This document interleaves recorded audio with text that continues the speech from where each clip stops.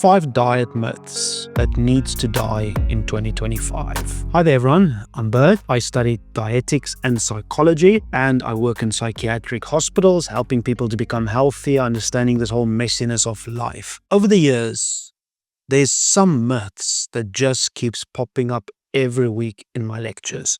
So today I want to start diving into 5 of those that need to be put to rest. First one is, you shouldn't eat after 6 p.m.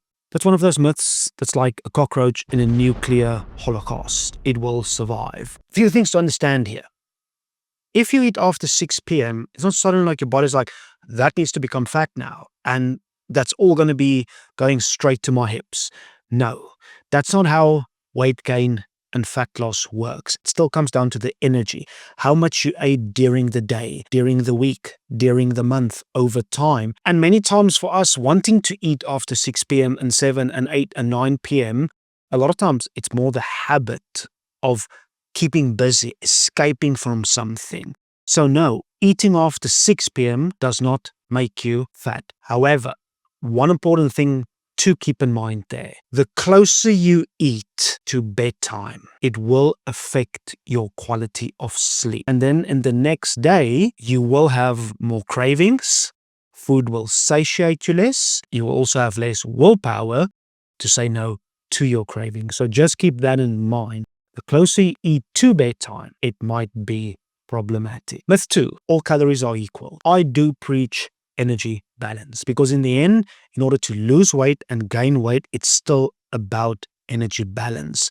If you consume energy than your body needs, you will gain weight. If you consume less than your body needs, you will lose weight. However, not all calories are created equally, especially nutritionally. If I'm going to give you 100 calories of Coca-Cola, massive blood glucose spike, you will have the dip, crash, hunger, you will craving more things. Or if I give you 100 calories of chickpeas, that's protein, carbs, and fiber.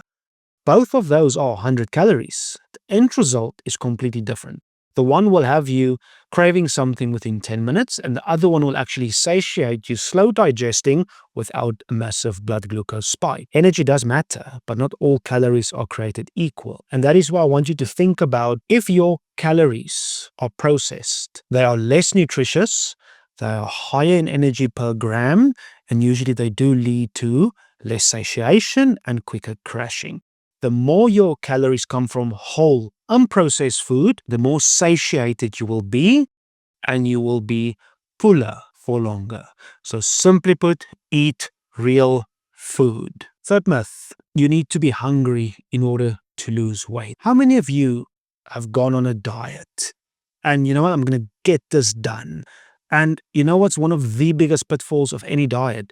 Hunger. Because hunger is like a primal feeling.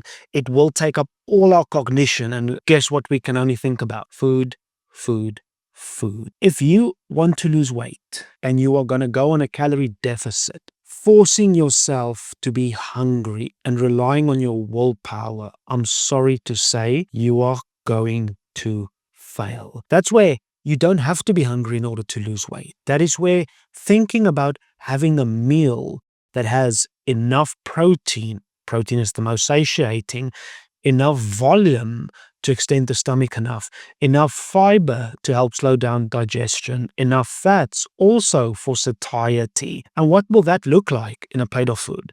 If you take a plate of food, half your plate being vegetables, 30% being a lean protein, 20% being a whole unprocessed carb, if that is 2 or 3 of your meals per day, minimally processed food, you will be surprised how satiated and full you are, and you will lose weight without starving. No, in order to lose weight, you do not have to be hungry. And myth number 4, this is a very painful one. You need to exercise to lose fat.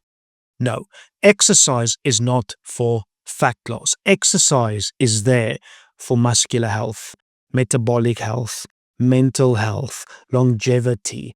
And if we start labeling, I need to exercise to lose weight, it's about punishment, earning and deserving, and purging. I exercise this much, I can eat this, now I can't have this, I add a donut, now I have to go exercise 30 more minutes. That's not what exercise is about. You can lose weight without exercise. Exercise is about health. Once you start labeling it as such, it becomes a habit we can do for the rest of our life. Yes, exercise can help you to lose weight, but in the scope of our total energy expenditure per day, exercise makes up about 5 to 10% of that.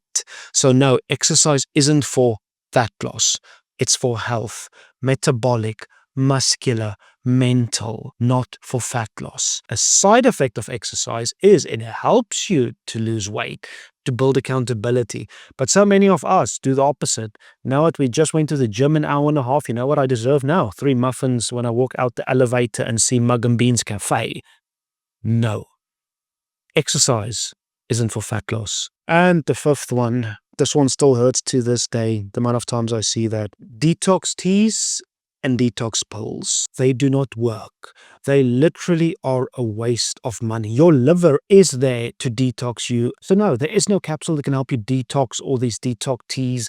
The only thing that actually do detox is your wallet, because they're generally expensive. The only thing that loses weight is your wallet on that. Your body is constantly detoxing and going through the systems of metabolism and all these things. It's what your body does, irrelevant of your detox tea. And what gets to me, these products prey on your guilt, that I don't know what to do anymore. Let me try this. They sell you this fantasy of cleaning your body. And what they actually do is dehydrate you and mess up your gut. So do not waste your money. So here's the truth. You do not need to exercise to lose weight. You do not need to cut out carbs in your diet. You do not need to be hungry. It's about building the habits that leads to weight loss. The habits that gets you that little one step and then the next step and the next step. And that's a difference between the 95% of people who fail with diets and the 5%. Those 5% that succeed at losing the weight and keeping it off, they created a lifestyle that became their normal. And that's only done one brick at a time, one habit at a time. Not chasing losing 10 kilograms in 10 weeks, 6-pack abs in 6 weeks. No, it's 2 years from now. This is who I want to be. What are the steps I need to take?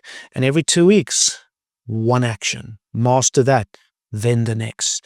Not falling prey to all these diet myths and load of BS around food. Now it's your turn. Drop in the comments down below. What is the craziest diet myth you've heard?